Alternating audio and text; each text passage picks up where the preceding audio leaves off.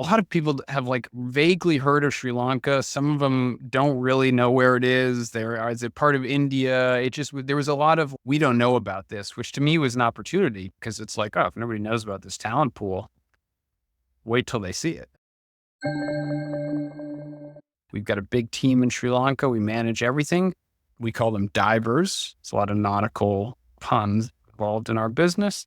They get matched out to clients who get basically a full-time, long-term part of their team, even though they work for Oceans. And for a very like 80% less than what it would cost to hire someone in the US, you get an incredibly skilled, well-educated, talented, driven individual to work on your operations team, your marketing team, your finance team as a full-time dedicated person.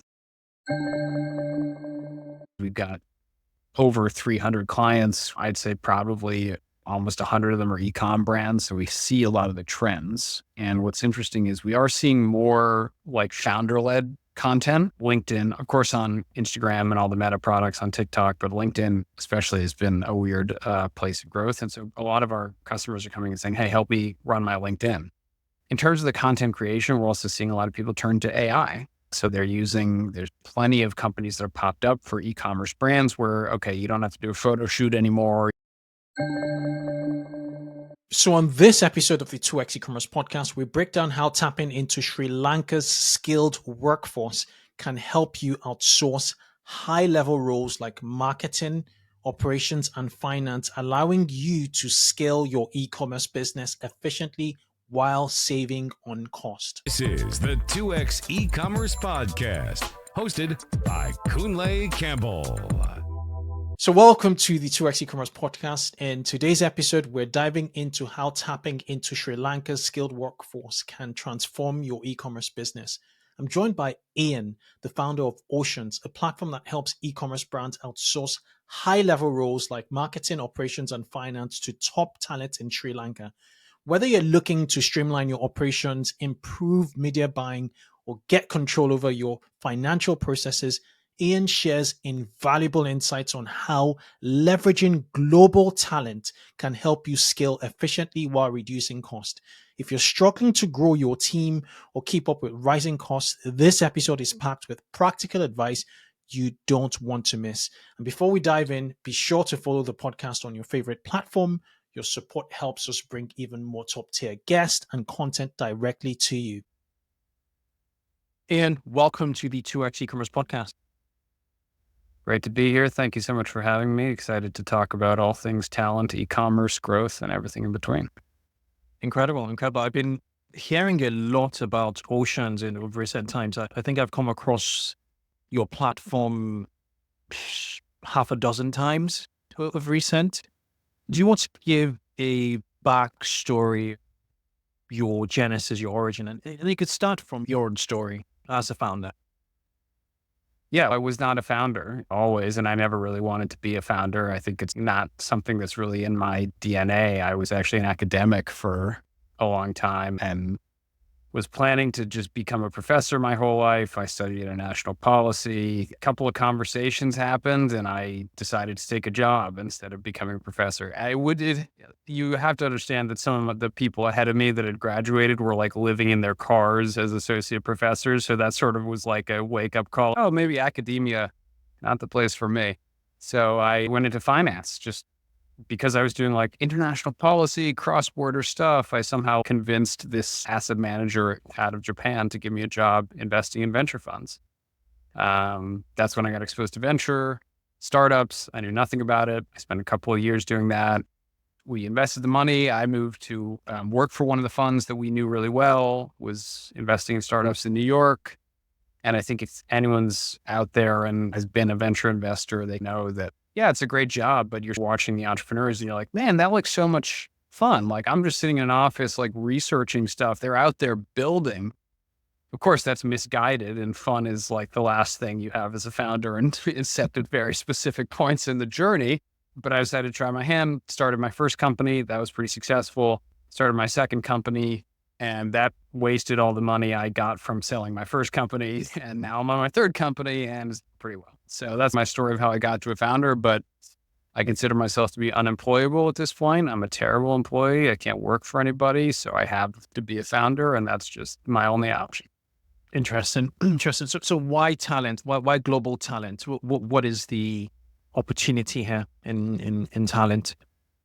The world has obviously never been more connected. What I was feeling was a pain point related to my previous company, and what I was seeing was an opportunity in how the world was shifting. So the pain point was when I was running my first company, I hired a lot of global talent, some for short-term projects. Everyone knows Upwork. People use them for a lot of great stuff. But I would also try for more like virtual assistants. People were reading the 4-Hour Work Week. It was all over Twitter. I've got a VA. You've got a VA. It's changed my life. I tried that. I think the problem I ran into was the people I were hiring overseas just didn't have the education, the experience, the exposure to keep up with the demands I was experiencing as a founder. So they were great if I gave them a defined task list, they could run through it, but thinking outside the box, critical thinking, starting from scratch, doing it their own way wasn't really happening. At the same time, I saw the pandemic changed everything. Companies had to be remote. And so suddenly companies that may have never been remote, they may have only been remote for their engineering team or something like that.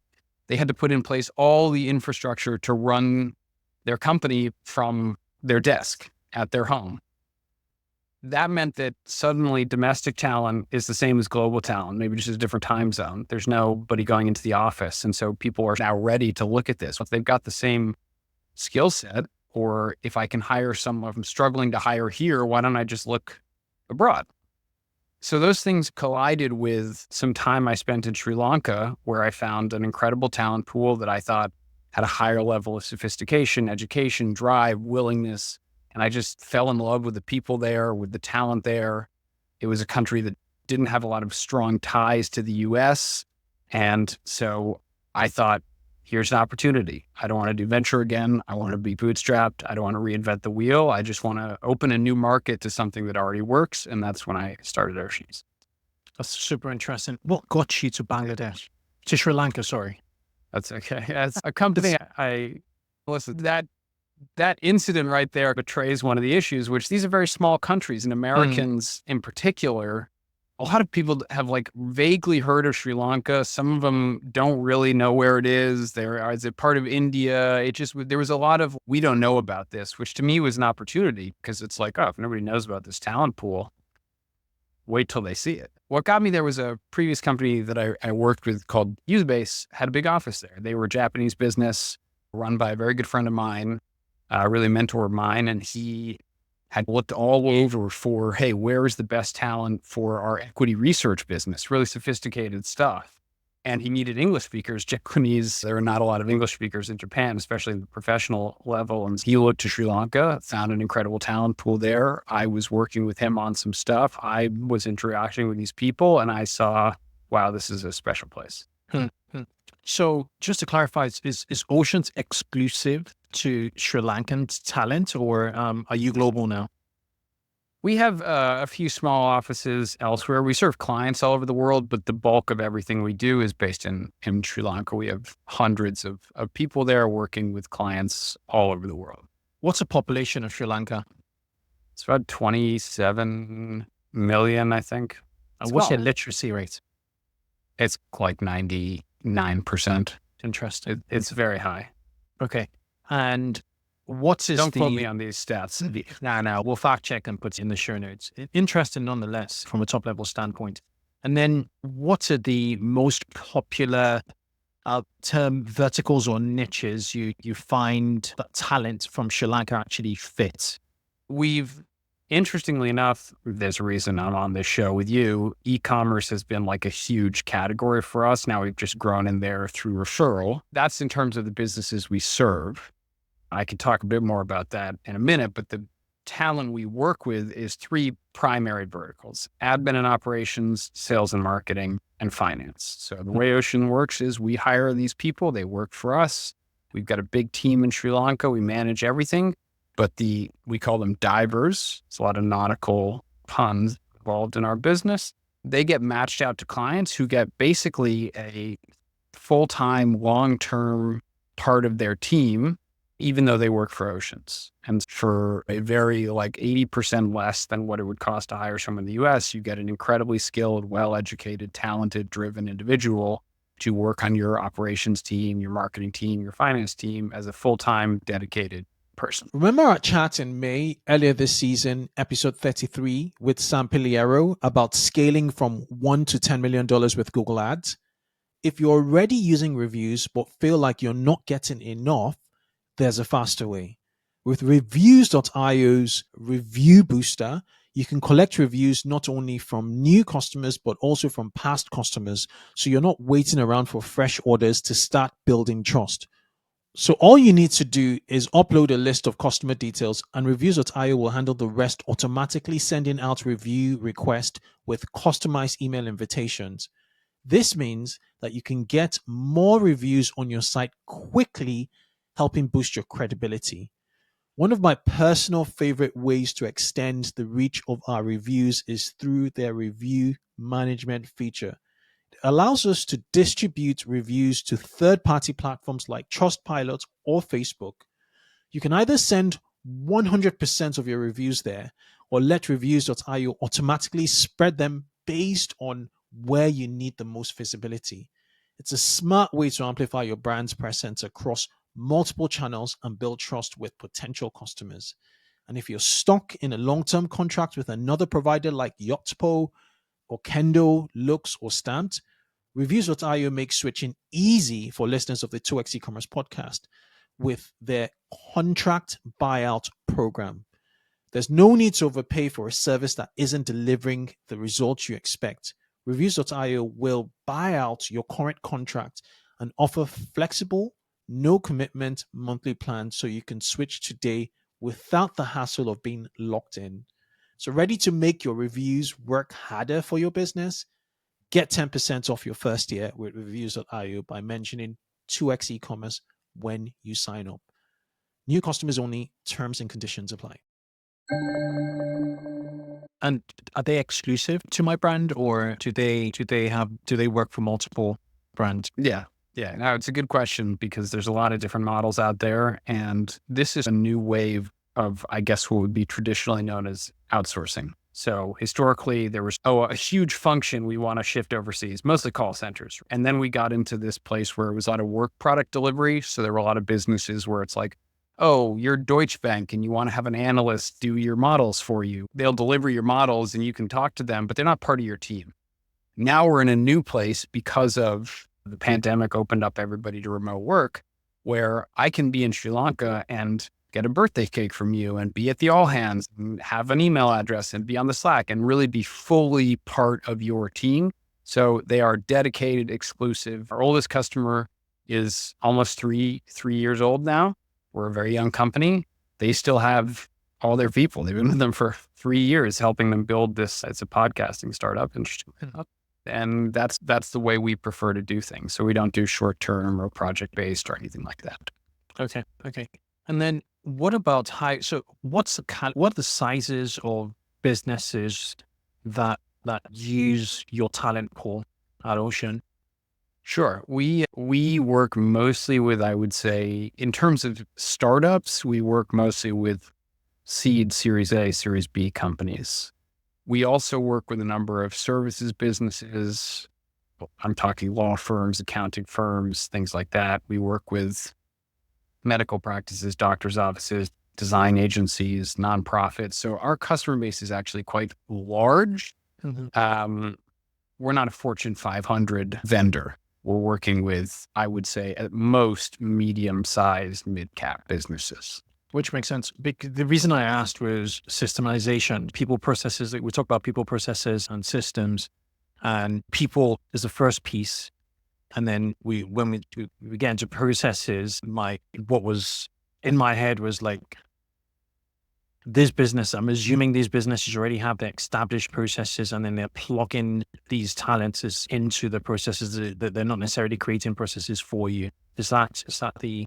It depends. It really depends. I would say we as a business serve mostly junior to mid-senior roles. Our customers have a range of folks, and sometimes they're coming in and setting up a process, especially for our EA Plus, which is like our kind of VA built for founders that we specifically created a training program and delivery program around.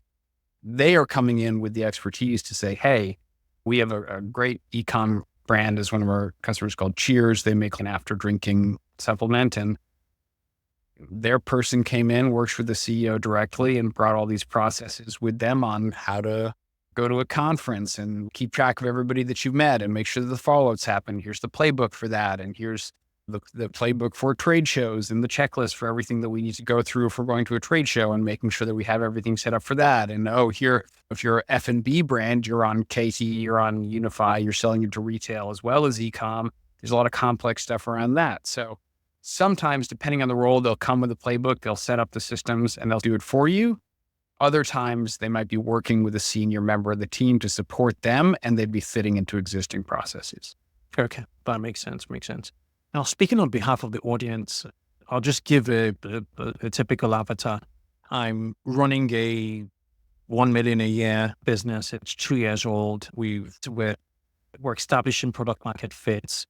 30% of our business is retention at this point in time. I've been working with agencies. So I have a meta agency I work with. I have one head of marketing that coordinates between the agencies at this point in time. But I'm really looking, my contribution margin is shrinking. I'm struggling really with that. And I'm still looking to just bolster my team so that we can continue to increase top line. So if I come to yourselves for talent, say marketing talent, what approach would you take? It's crazy that you just nailed a lot of our customers in terms of their profile, their audience really well. That's usually where we fit in. So if you're a venture-backed company, you're using us you need to increase revenue, but you've got to keep your costs down. So you need those hands typically full-time to do marketing, to do operations, to do things to increase revenue, to get you to that next fundraising milestone. If you're a bootstrapped company, your life and death is determined by making more money than you spend. And so in that case, you start to work with agencies. Your growth might plateau if ads have been working really well, but suddenly they're not working as well. And you can't spend more and more with these guys. We come in as a solution to have somebody in-house, because I think a frustration a lot of people feel when they don't have enough to hire a full-time, like for example, marketing person in the US. So they go with an agency for $5,000 a month. Hard to get hold of them. Are you really a priority client? You want answers to stuff quickly. It can sometimes be a frustrating experience. So we allow people to hire for $3,000 a month, a full-time person who has a ton of experience in Meta, who can come in, run your ads, be responsive, be part of your team, be bought into your vision, your mission, and hopefully deliver better results for substantially less cost than working with an agency. Okay, that makes sense. I think one of the challenges for a lot of operators now is content, where we're told that we need content essentially to feed our advertising, all our demand generation advertising, whether it's paid Meta, whether it's TikTok, really Meta. And then what are the sources of content? There's UGC, there's IGC, there's branded content internally, founder-led content, and all of that stuff. And I think where a lot of e-commerce businesses fall short is the second piece of the equation, which is how do you repurpose that content efficiently, regularly into your Meta? So do you have any use cases of just like a content coordinator, someone who's just exclusively responsible for your remit, mate, is to deliver 500 pieces of quality content we can give the agency to constantly test for the next 30 days?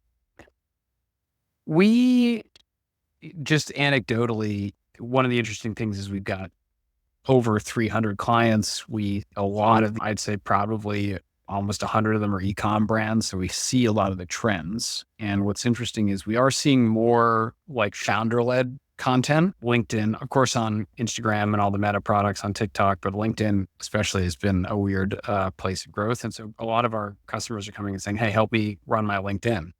In terms of the content creation, we're also seeing a lot of people turn to AI. So there's plenty of companies that are popped up for e-commerce brands where, okay, you don't have to do a photo shoot anymore. You don't have to go and physically put your product in there. You can just use AI to generate product content, and then you can put that up everywhere regularly.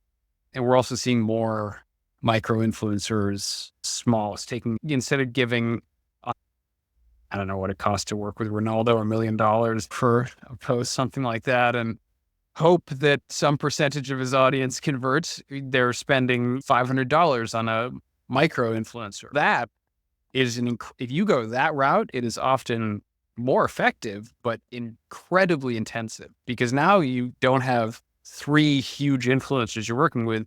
You've got 30 micro influencers where you have to get them the product. You have to give them the scope. You have to follow up with them to make sure the content is posted. You have to make sure that it's delivered on time. You have to make sure it doesn't overlap too much with other content creators. So there's a huge amount of administration and operation that goes into that. That's often where we sit. We don't often do a lot of the design work or the creative of the content. That is typically done either by creative teams in the US or by the founders themselves or things like that, because it's just hard to capture video from where our people are working from. Yeah, understood. So even if you're like on an influencer marketing platform where you're sending a scope of work or brief for influencers, that coordination can easily be handled by staff from yourselves. Yeah, and that's, I think, one of the reasons we found a lot of success with e-commerce clients is that is a ton of work. And there's also just a ton of work around, if you have a lot of product lines, managing the back end in Shopify. If you're a Shopify brand, if you're on Amazon, there's a huge amount of work that goes into maintaining rankings on Amazon and keyword optimization and making sure that you're visible above the fold as a top seller. There's just a lot of manual work involved in e-commerce brands. And we're not even talking yet about the manufacturing, the supply chain, the shipping, the delivery, the returns, the warehouse, all that kind of logistics work as well. E-com is it's complicated until the product gets to you, and it's complicated getting the product to the customer, more so than, for instance, retail brands, even because with retail brands, if I'm selling it to retail, yes, I have to pay a lot of people to do a lot of stuff, but I don't have to do that much. It goes right from my manufacturer to the warehouse. The warehouse sends it to the distributor, or the distributor picks it up from the warehouse. They distribute it to my retail customer. I'm not involved in a lot of that process, except for maybe the invoicing, et cetera. E-com, I got to do it all myself. Yeah. Or work It's with partners. one-to-one. It's one-to-one, essentially. Yeah. Yeah. I have a question around AI. How is AI? You mentioned earlier that you have 300 plus customers. That's incredible growth for a 2-3-year-old company. Incredible. But what's been the impact of AI, particularly generative AI, on just how you source talent, on how talent is executing, on how even people hire talent and their approach? This is a question I get so regularly. You can see look, I'm in the US. There's a strike going on right now, the longshoremen on the East Coast. This is going to affect everyone that's an e-commerce customer. If you're an e-commerce brand, you don't want the shipyards going on strike. In Q4. Yeah, in Q4, exactly. Great timing. And I'm sure that might have been intentional. They're saying, hey, we want a contract that says no automation ever. Can't use automation forever. Those are the terms of our contract. My point being, people are worried about this. This is top of mind. What happens to our jobs? What happens to us as people when AI begins to do the things that we want to do? Generative AI in particular is a little bit ironic because we were told, I did a LinkedIn post about this a while ago, AI is going to come in, they're going to do the jobs we don't want to do. We'll be freed up to do creative work, pursue our individuality. And what ends up happening now is, well, I'm still doing my laundry. I'm still shopping for my groceries. I'm still making my own dinner. What AI is doing is writing, making videos, making art, all the creative stuff that I was told I would get to do. AI is doing that. So it's very top of mind. For us, the question is more like, hey, when's AI going to replace my assistant? That's really it. It's seen as a very low level job that is susceptible to replacement. I think listen, I come from the venture world. I'm not a technology hype guy. I think anytime that investors in a company or a sector are screaming about how much it's going to change the world, it should be taken with a grain of salt. I think the timelines are a lot longer than people think they're going to be. I think there's early adopters to technology, and then there's a long lag time before it gets everywhere else. So I'm of the mind that it's going to take much longer. There is going to be a phase of assistance. So even for your executive assistant, even for your marketing team, they're just going to be working with these tools to help them. It's not going to fully take over their job. Eventually we might get there, but I think we're actually talking about like a 15 to 20 year time horizon. Even if the technology is there, that doesn't mean people are going to adopt it. And it may be that startups adopt it quickly, but small businesses, our doctor offices clients, I can tell you they're not going to be like replacing their employees with AI as soon as our like cutting edge e-com brands that are looking at tools all the time. Which brings us to my second question. Has AI increased the productivity of your talent? How are they utilizing AI to be more productive? That is an interesting question because from our vantage point, we see both sides of the equation. There is a push to be more productive, and there's a hesitancy to accept the use of AI. So on the one hand, clients ask us regularly, if I hire a marketing person from you to make content, are they going to be using AI to help them deliver more faster? And we say, yeah, of course, as part of our training, they understand how to use these tools. On the other hand, we have clients come and call us and say, hey, one of your guys just used generative AI in something I asked them to do. That's not okay. So there's both sides of the coin happening. And I think people are often confused about, the productivity versus do I really trust this versus it's going to come off as authentic. Do I have to read everything? We have developed a framework where there's just transparency around use and results. So we always have a disclaimer. Generative AI was used to assist me in this particular task and very clearly outlining that. And I think that's important for everyone in any role that's using that technology, because otherwise you're going to get questions around, did you use it? Did you not use it? Is this you doing the work? Is this not you doing the work? Imagine you're up for a promotion a year later and your boss says, I think most of this was just Gen AI. Why should I promote you? Is this even your work? So having clear distinctions around if you're an employee at a company, when are you using Gen AI and for what, and specifically for what, is important to protect your own career, but is also important to make people feel comfortable with the sort of augmentation that it provides. Yeah, I think it's a missed opportunity for operators that putting up resistance to AI.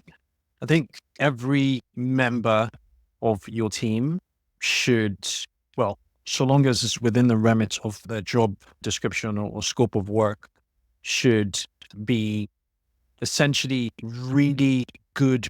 So imagine AI as a horse. They should be essentially really good riders to take them forward as against just being on their feet. I think Do you think there's any... Personally, I think AI is like the bicycle or a vehicle.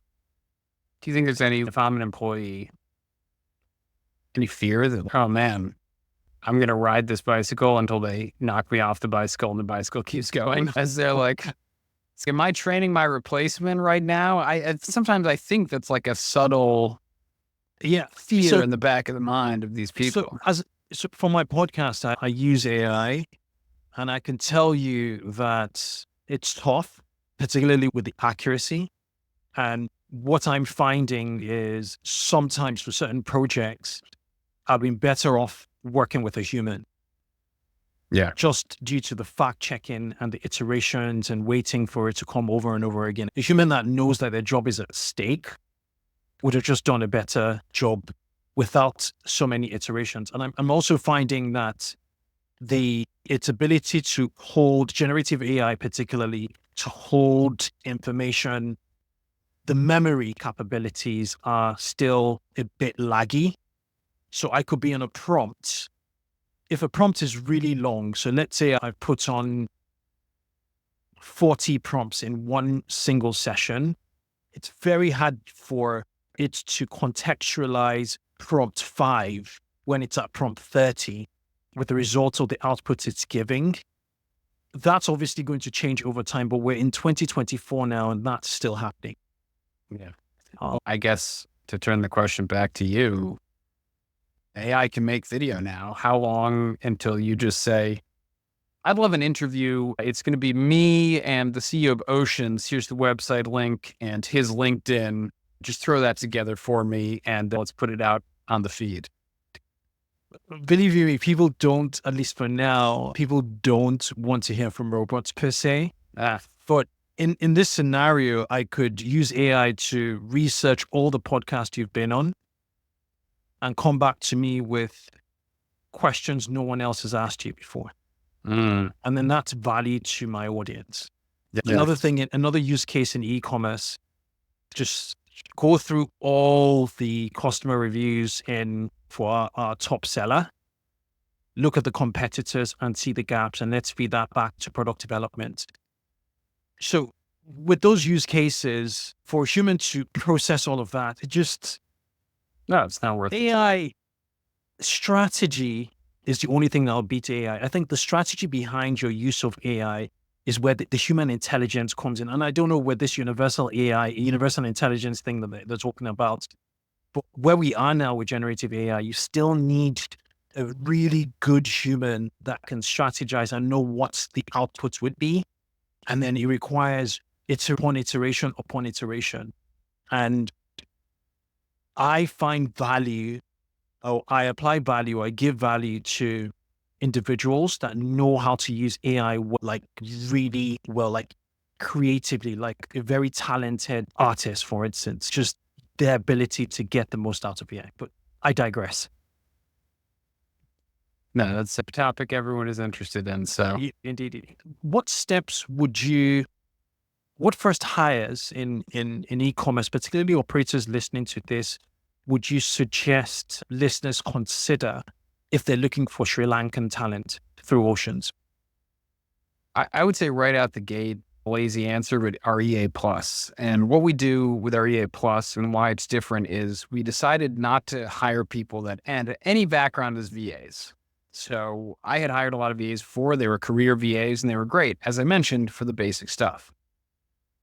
I thought if I'm a founder and I have a lot of complex operational work that needs to be done, that's more valuable than just managing my schedule. So we turned this idea of a VA on its head by saying, we're only going to hire people who are operators. So they've come from a background in marketing. They've gone to a great university. They've worked in finance. They've worked in operations. They've never been a VA before. Ian, that's counterintuitive. I want someone with VA experience. I get that sometimes. It's like regular question. But we've created a great training program. It's a 3-week training program. People come in, it's 8 hours a day. They learn how to be an awesome assistant. And the end result is someone who can handle a lot of complex operational tasks, a lot of administrative tasks, and sit between that assistant and an operator.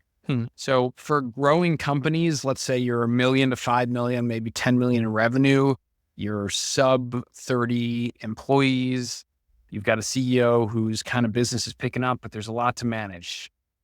There's a lot of travel, there's a lot of marketing, there's a lot of operations, there's a lot of logistics, invoicing, et cetera. That role can unlock the executive's time and can also help with reducing the administrative burden and streamlining things like SOPs, internal wikis to help the company as a whole function better. That seems to be the most value.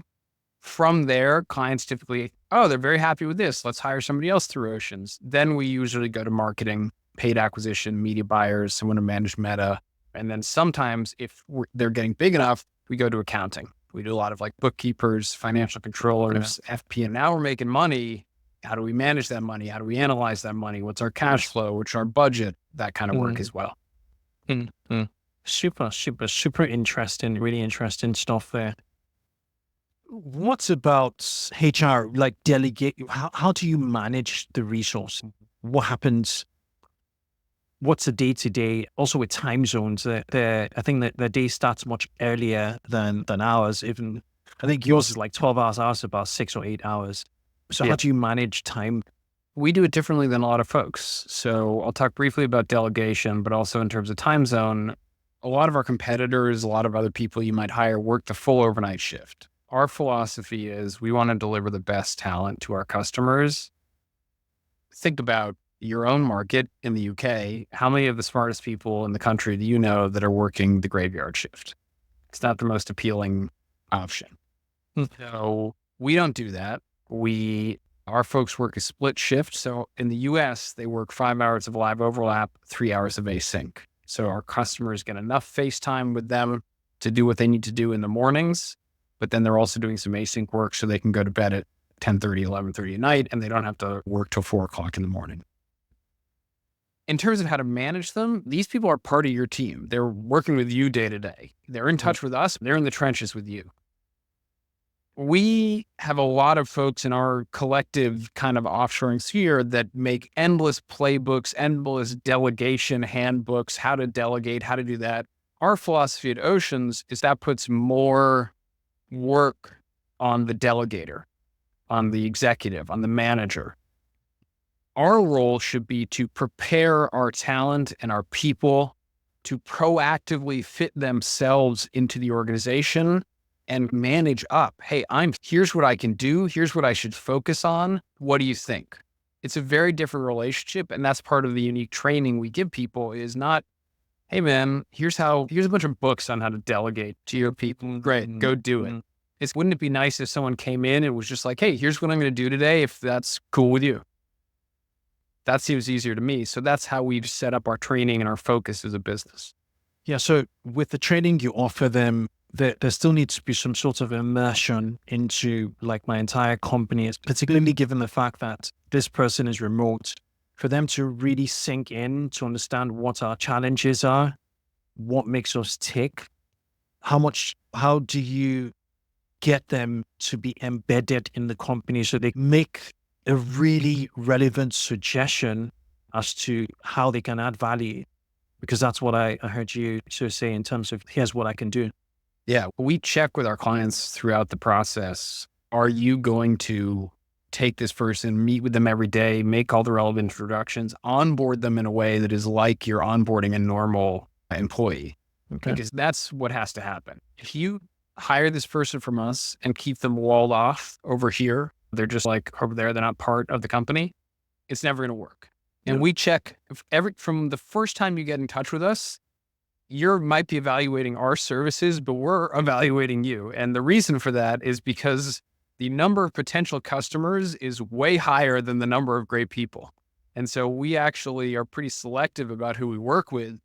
We don't want to be dealing with churn. We don't want to be dealing with customers that are unhappy, that aren't a great fit for our service.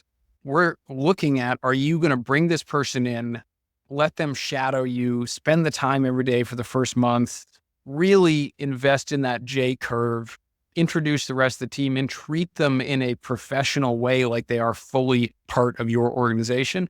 If yes, we want to work with you. That makes sense. I could go on and on, but it makes sense. It's really worth exploring this option. I'm speaking to the audience now with regards to Sri Lankan talent from a point of view, particularly that these are college educated, white collar people who have been in ops in the past or even finance in the past. They've been trained through Oceans and they're essentially very proactive. They're not from what I gather, they're not your regular outsourced virtual assistants we've come to know from platforms such as Upwork or Fiverr. These people will add value, will understand what your challenges are, where the opportunities are, and see how they can be part of that progress, that trajectory for growth. And for people who want to find out more about Oceans, what's the best way to reach out to them? And do you have any special offers to the e-commerce operators listening to this episode? Yeah, absolutely. .com. And then there's booking links to talk with our team and at least get an introduction and take a look at some of the people that we have working with us. That's the best way to get in touch. The sales team doesn't let me take sales calls because I'm not supposed to offer discounts and stuff like that. But I would say to people, if you mention the podcast, I'm just thinking on the spot here. How about $1,000 off your first month with us? So takes the risk down a little bit. I know I'm going to get yelled at for that. I can see as soon as this goes live, someone's going to have words with me, but I like helping people. I like helping entrepreneurs. Like, this business is special to me because I get messages all the time from our divers that, like, I can't believe I'm getting to work with this brand. This is incredible. Like, we have some leading e-commerce brands that use our services. And then I get messages from those brands being like, oh my gosh, this has helped me so much. Like, our team is functioning so much smoother. I was able to hit profitability because I was hiring from you guys. So it makes me feel really good. And I like helping people. Come on, check us out. We'll give you a discount, answer any questions. And yeah, I love working with e-com brands. Brilliant. Just by any chance, are you nautical in any way? Why oceans? Why divers, waves? The whole. That's a good question. You don't realize until you're in a company like this how many of our parts of our language are nautical in origin. You keep catching yourself being like, yeah, I'll just dive right into that, Ted. Oh God, I did it again. Like, it's just it is part of our language. The answer is, I don't like the beach. I don't eat fish. I really don't I think ocean, underwater, I'm more of a space guy than an ocean guy. But when I was thinking about the company and starting the company, I thought, what is something that connects all of us? That's the ethos of what we do. And to me, the ocean was representative of that. And my favorite color is blue. Put those two things together, you got a great brand. I like the sound of that. Ian, it's been a warm pleasure having you on the 2X e-commerce podcast. I thoroughly enjoyed this conversation. Thank you. Thanks, my friend. Great to be here. Had a great time. Thank you for tuning in to this episode of the 2X e-commerce podcast. I hope you found my conversation with Ian from Oceans insightful, especially as we explored how outsourcing high-level roles like marketing, operations, and finance to skilled global talent can streamline your e-commerce business and also boost your profitability. Ian's strategies for leveraging Sri Lanka's talent offers a cost-effective way to scale your operations without compromising quality. If you enjoyed this episode, please subscribe to the 2X e-commerce podcast on your preferred platform. Your support helps us bring more incredible guests and valuable insights that directly benefit your business. Don't forget to leave a review and share this episode with other e-commerce entrepreneurs who could benefit from these strategies. Until next time, keep pushing the boundaries of growth and scaling your e-commerce business. Thank you for listening.